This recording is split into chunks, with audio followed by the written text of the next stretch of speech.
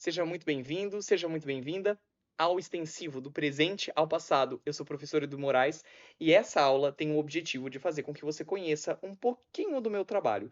Qual é a ideia, portanto, aqui? Que você entenda que as provas vestibulares estão mudando. E eu trouxe um tema que faz um link, uma ligação entre vários contextos e períodos históricos e episódios importantes. A FUVEST acabou de dizer que ela vai mudar o estilo, que ela vai colocar mais análise, problematização, contextualização e relacione, ou seja, ela quer que você relacione mais os conteúdos. E algumas áreas, alguns momentos da história exigem que você consiga fazer um link, uma ligação, uma união de conteúdos. E é isso que eu tento fazer o curso inteiro. Tanto é que eu trouxe aqui um tema que é um tema não tão explorado, mas extremamente importante para que você consiga ligar o final da Primeira Guerra Mundial com o que está acontecendo internamente na Alemanha, com todos os processos históricos da própria Europa e também, por que não dizer, do próprio Brasil. Esse tema que eu vou falar brevemente é a chamada Revolução Alemã. Para quem não sabe, a Revolução Alemã, que está aparecendo aqui para você, é um período do final da Primeira Guerra Mundial na Alemanha, evidentemente, e lá estoura um movimento fundamental e é um movimento que tem uma liderança importante, que é essa mulher aqui, a Rosa Luxemburgo. Então, falemos brevemente do que foi essa Revolução Alemã. Você nunca ouviu falar da Rosa Luxemburgo? Você nunca entendeu desse período? Você não tem a noção do quanto ele é importante? Então, vem comigo que eu vou te explicar tudo isso agora. Então, olhemos, portanto, para esse mapa primeiro. Contexto: Europa, 1918. Estamos exatamente ao final da Primeira Guerra Mundial. Para quem não se lembra, a Primeira Guerra teve dois grandes blocos. Um bloco que era liderado pela França, pelo Reino Unido, pela Itália e também, por muito tempo, pelo Império Russo.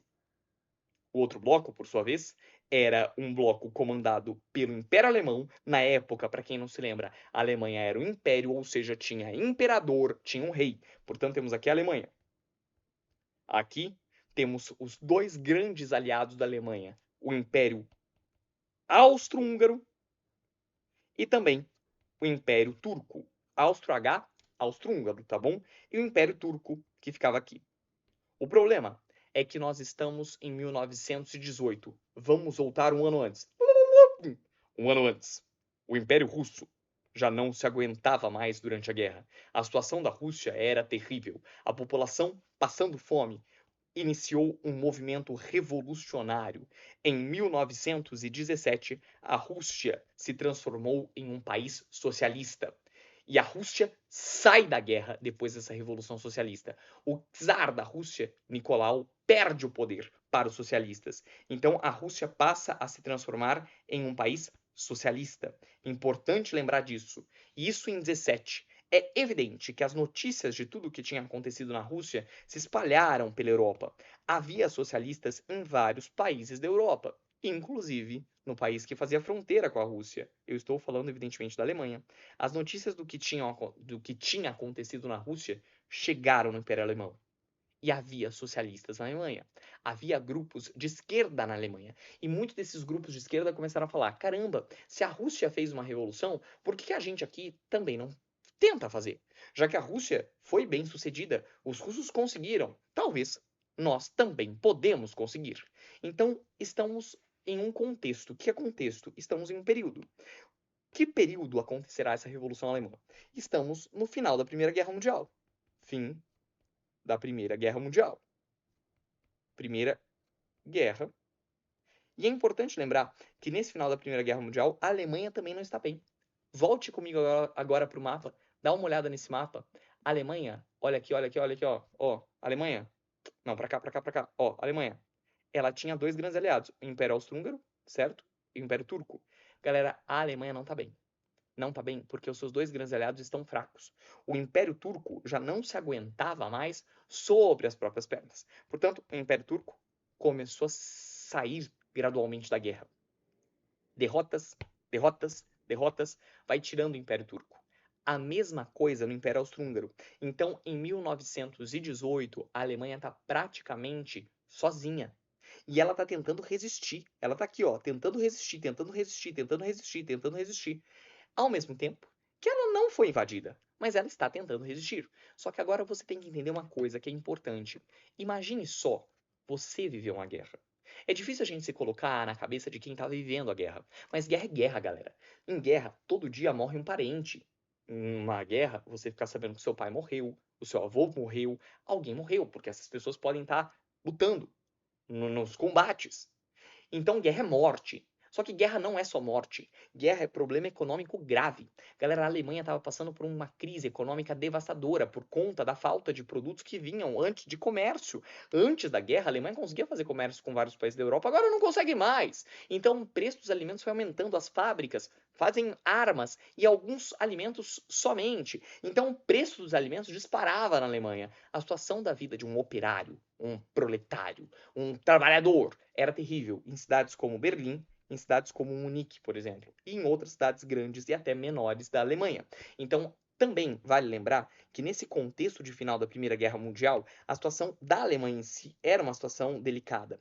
A Alemanha está mal. Portanto, a Alemanha está enfraquecida. A Alemanha está enfraquecida, passando por uma série de problemas. E é nesse momento que a Alemanha está enfraquecida, que ela está passando por dificuldades, que você tem que entender como aconteceu a Revolução Alemã. Galera, eu já deixei até escrito aqui, dois partidos políticos de esquerda surgiram nessa época. Um partido foi chamado de KPD. K, na sigla alemã, seria K de comunista. Era um partido de extrema esquerda alemã, ok? KPD. KPD era um partido comunista alemão. E é importante você saber que o KPD nasceu de uma liga que era chamada de Liga de Espartacos, ou Liga Espartaquista. Lá na Roma Antiga, um escravizado chamado Espartacus tinha feito uma revolta enorme. Isso lá na Roma Antiga, galera.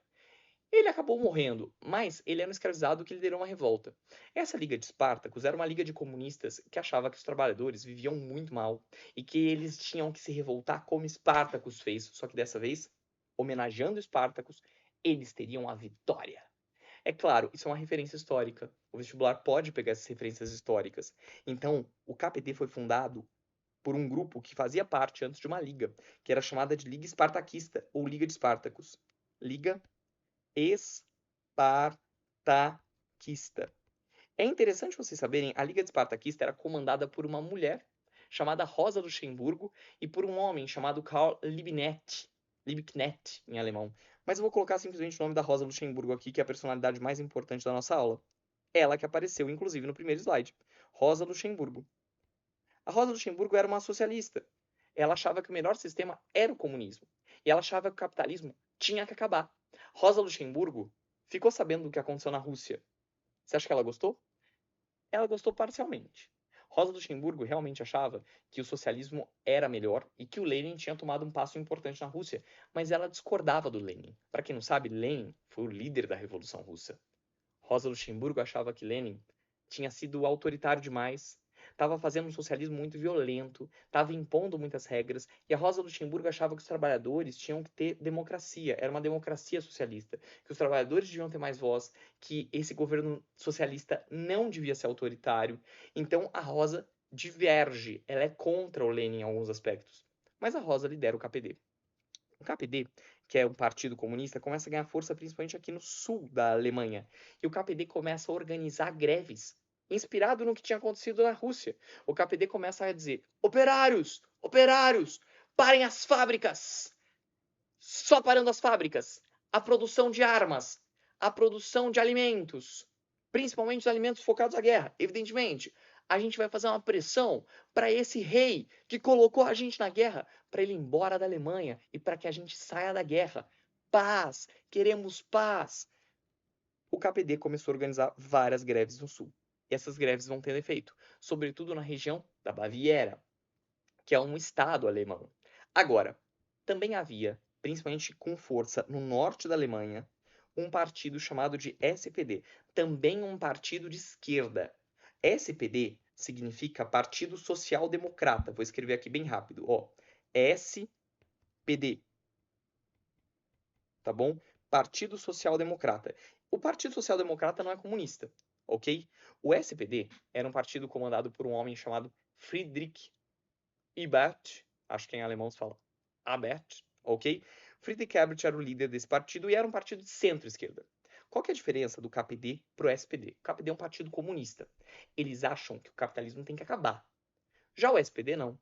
O SPD é um partido de centro-esquerda. O que é um partido de centro-esquerda? É um partido que, assim, acha que tudo bem o capitalismo, por um tempo, desde que os trabalhadores tenham direitos. O SPD achava que, por exemplo, os operários podiam dialogar com a burguesia e, se os trabalhadores conseguissem direito trabalhista, direito à saúde, direito à educação, férias, a vida do trabalhador já melhoraria muito e talvez não fosse necessário uma mudança brusca do capitalismo, acabar com as propriedades privadas, por exemplo, de terra, de indústria. Então o SPD já é um partido de centro-esquerda. Centro-esquerda. Enquanto que o KPD é um partido comunista.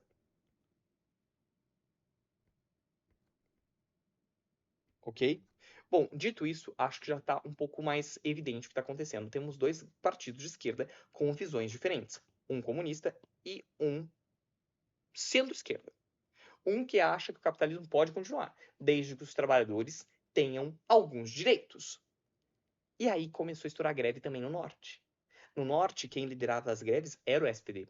O SPD era um partido de centro-esquerda que também era contrário à guerra, que também achava que a guerra tinha chegado no limite, que a população estava vivendo muito mal. E o SPD começou a organizar greves, por exemplo, aqui nessas regiões, próximo já da Dinamarca, aqui bem no norte mesmo. O SPD começou a organizar algumas greves em Berlim, e o SPD começou a virar um partido forte aqui nessas regiões mais ao norte, enquanto o KPD era mais forte ao sul. É nesse momento que a Revolução Alemã está numa situação grave. O Kaiser Guilherme não está mais se aguentando. Kaiser Guilherme está sofrendo de greves, está tendo que enfrentar greves no país inteiro, está sofrendo represálias, ele está sendo visto como o rei que colocou a Alemanha na catástrofe. O Kaiser Guilherme era o rei da Alemanha, um rei mal visto, mal querido, mal conseguia governar o país porque estourou greve de tudo que é lado. Então o Kaiser Guilherme acabou abdicando. O que é abdicação? É sair do trono. O Kaiser Guilherme saiu e fugiu, inclusive, da Alemanha e veio para cá. Essa regiãozinha aqui, ó, os Países Baixos. Então o Kaiser Guilherme fugiu da Alemanha. Quem passou a governar a Alemanha agora que o Kaiser Guilherme fugiu era um grupo de militares de direita, que até então apoiavam o Kaiser Guilherme. Então qual que foi o resultado de todas essas greves que estão sendo feitas pela esquerda? Resultado: o Kaiser Guilherme abdicou. Kaiser Guilherme abdicou. E fugiu. Fugiu, covardão. Ok? Fugiu para a Holanda. E aí, o que acontece, professor? Esses militares que estavam liderando a Alemanha não eram ingênuos. Galera, um grupo de militares de alta patente que está governando o país no final de uma guerra tem noção se pode vencer a guerra ou não. Meu querido, a Alemanha está sozinha. Minha querida, a Alemanha está alone. Ela praticamente perdeu seus dois grandes aliados. A Alemanha não tem condição de ficar sozinha na guerra. Tá tendo greve dentro da Alemanha de tudo que é lado. Esses militares sabiam que a Alemanha ia ser derrotada. E eles sairiam muito mal vistos. Óbvio, porque eles eram os militares que coordenaram a Alemanha na guerra. Então esses militares tiveram uma ideia sábia. Esses militares notaram que a esquerda estava forte. Eles eram de direita, extrema direita, inclusive.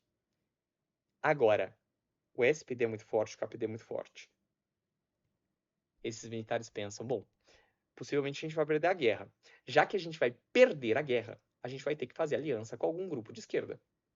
Vamos fazer uma aliança com o SPD ou com o KPD? Gente, se eles eram de extrema direita, é óbvio que eles odeiam o comunismo. Então esses caras falam, quer saber? Vamos fazer uma aliança com a centro-esquerda. Vamos ver se eles topam. Os militares e a centro-esquerda sentaram e conversaram. Os militares falaram o seguinte para a centro-esquerda: centro-esquerda, é o seguinte, nós militares queremos manter os nossos privilégios, queremos manter o exército, queremos não ser, a gente não quer ser culpado completamente pelo final da guerra, e a gente não tem mais rei. Então a gente aceita que seja proclamada uma república. Galera, república não tem rei, hein? República não tem rei. Então, Kaiser Guilherme abdicou. Vamos proclamar uma república e vocês de centro-esquerda, vocês podem tocar essa república.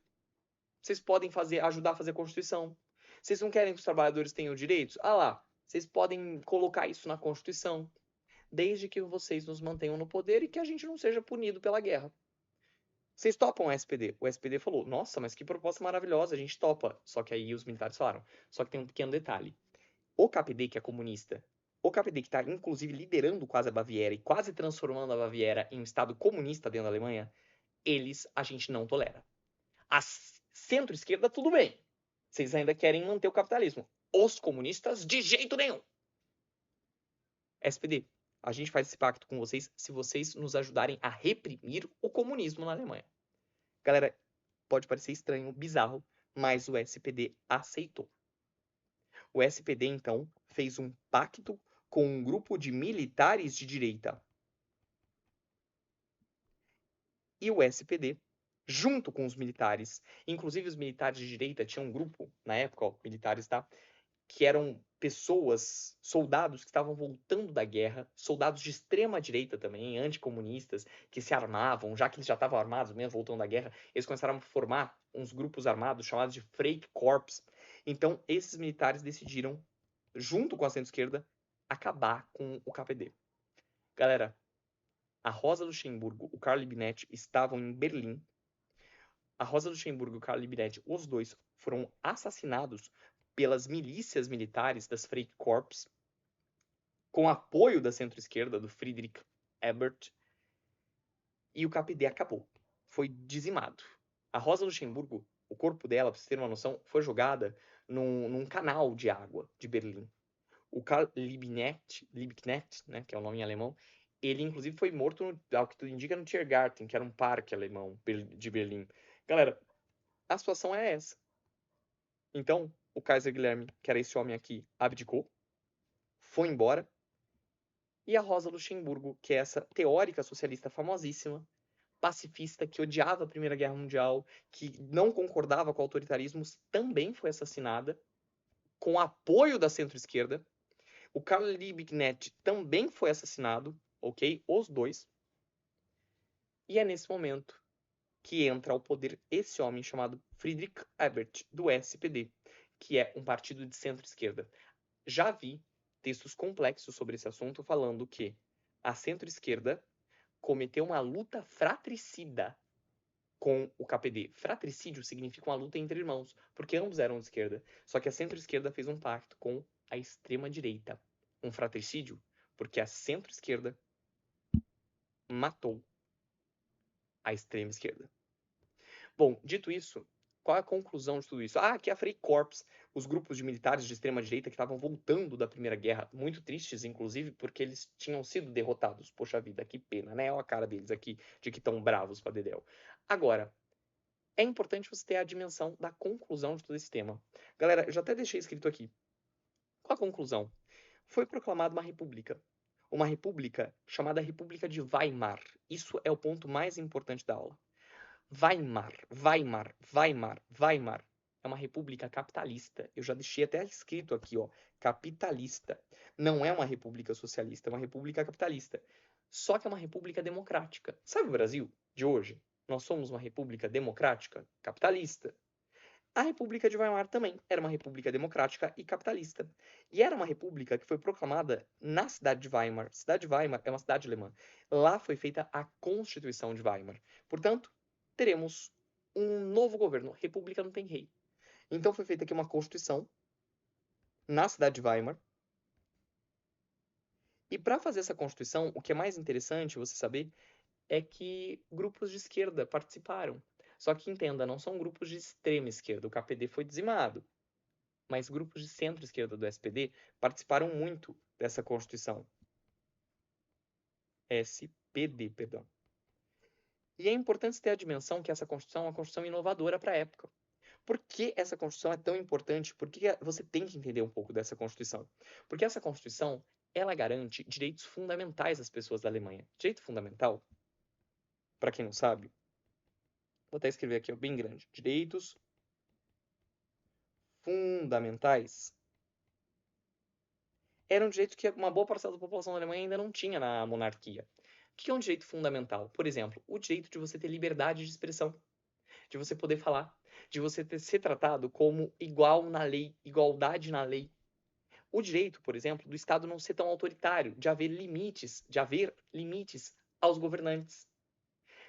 O seu direito à vida, você tem o direito a viver. Ninguém pode tirar o direito à sua vida. Isso tudo é o que a gente chama de direito fundamental, um direito que garante a integridade humana individual. O meu direito de me expressar, o meu direito a viver, o meu direito de ir e vir, ok? E de ser tratado como igual na lei. Caso eu cometa um crime e outra pessoa também, nós, na lei, devemos ser tratados como iguais. Isso é algo que alguns lugares da Europa já tinham, direitos fundamentais. Só que a grande novidade da Constituição de Weimar é uma coisa que para a época era inovadoríssima, que é o que a gente chama de colocar direitos sociais na Constituição. Direitos sociais. E o que é um direito social? O direito social é diferente de direito fundamental, tá? O direito social é algo que garante uma vida materialmente melhor para as pessoas. Eu vou traduzir. Direito social é uma constituição, por exemplo, uma carta máxima de um país, que fala que todo mundo deve ter direito à saúde, à educação, a direito trabalhista, ou seja, um salário mínimo, por exemplo. Por exemplo, você fica aposentado, você deve ter o direito à previdência, ou seja, um direito à aposentadoria, porque você não tem mais condição de trabalhar vida material. Então, essa Constituição, ela já garante direitos sociais. E por que ela garante direitos sociais? Porque a centro-esquerda participou da elaboração dessa Constituição. Inclusive, o primeiro presidente da República de Weimar foi um homem de centro-esquerda. Foi o Friedrich Ebert, que era o líder do SPD que a gente viu, que ajudou na repressão do KPD.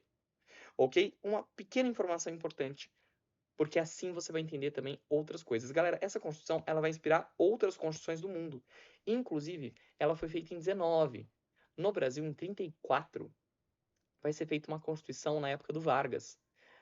E essa Constituição de 34 é uma Constituição que é extremamente inspirada nessa Constituição de Weimar, que ela também garante à população brasileira direitos sociais pela primeira vez na história. Veja como as coisas estão relacionadas. A Constituição de Weimar inspirará a Constituição do Brasil de 34. Mas calma, você tem que saber mais. Outro ponto importante, como é que essa Constituição funcionava? Essa Constituição, ela tinha um presidente, a população elegia um presidente, tá? Um ponto importante é que essa Constituição garantiu o direito de voto a homens e mulheres, o que para a época também foi uma novidade importante. As mulheres tiveram um papel fundamental nas greves, nos levantes, e elas exigiam direito de voto. Portanto, a população votaria, as mulheres também votariam, tá bom? Então, se você quiser, escreva. É importante lembrar disso. Haveria o direito de voto às mulheres, o voto universal.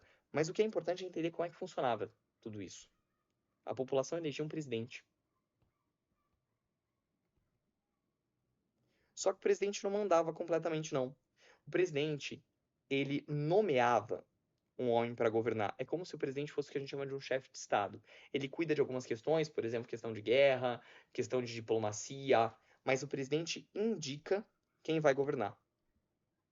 E quem iria governar na Alemanha era um homem ou uma mulher, evidente, mas seria no caso da história alemã foram homens, que eram chamados de chanceler nessa época. O que era o chanceler? O chanceler era um cargo de governo mesmo, era quem governava mesmo, tá? Então o presidente ele é eleito pela população e ele indica quem vai governar, que é um cara chamado de chanceler, ok? Lembra dessa informação, isso é importante no futuro, para você entender como é que um homem famoso na história alemã vai chegar ao poder. E além disso, um pequeno ponto importante, a população também vota num parlamento. O parlamento alemão era chamado de Reichstag. Portanto, há um parlamento na Alemanha. E no parlamento você tinha vários partidos políticos. Vários partidos, tá bom? Você podia ter, por exemplo, partidos de esquerda, partidos de direita. O KPD chegou a voltar a ser legalizado nessa época para que a população que quisesse votar no KPD podia votar no KPD para que o KPD pudesse fazer as leis. Então, o presidente ele tem uma parte do governo. Quem governa mesmo, quem tem o poder executivo, é o chanceler. E o parlamento teria o poder legislativo de criar as leis. E sabe o que é mais interessante de tudo isso? A República de Weimar é uma república extremamente democrática. Estamos falando de uma república que tem uma ideia de dividir o poder muito forte, presidente que nomeia o chanceler para governar mesmo, um parlamento eleito pela população, direitos sociais, direitos fundamentais. Estamos falando de uma democracia. É uma democracia capitalista, mas estamos falando realmente de um governo democrático. Estamos falando de uma democracia, galera. Mas por que eu fiz todo esse esquema? Porque é justamente nesse momento de grande liberdade de expressão, de grande democracia, de uma Constituição que garante direitos sociais e tudo, que a Alemanha é derrotada na Primeira Guerra. E a Alemanha foi derrotada e teve que assinar um tratado que foi humilhante para o Estado alemão, que foi chamado de Tratado de Versalhes. A Alemanha saiu falida da Primeira Guerra, tendo que pagar indenizações para a Europa, para a França, para a Inglaterra. E o que é pior, é nesse momento de grande democracia, de plena liberdade de expressão, em que as pessoas podiam falar o que elas achavam, o que elas queriam, que um homem realmente falará aquilo que ele pensa. E ele chegará ao poder. É nesse momento de grande democracia que uma ideologia violentíssima ganha força na Alemanha: o nazismo. Ok? Portanto, aqui você teve uma breve aula do que é a Revolução Alemã. Foi um evento, um episódio, que mostra para você a força da esquerda no final da Primeira Guerra Mundial, na Europa como um todo, e como a Alemanha fez para brecar a chegada dos socialistas ao poder, dos comunistas, permitindo uma república em que os trabalhadores teriam direitos, uma república em que a centro-esquerda teria força, mas que permite uma ampla gama de liberdade de expressão, e a extrema-direita está aqui também. Muitos dos militares que voltaram da Primeira Guerra eram de extrema-direita. Entre esses militares, Adolf Hitler. Tchau, tchau.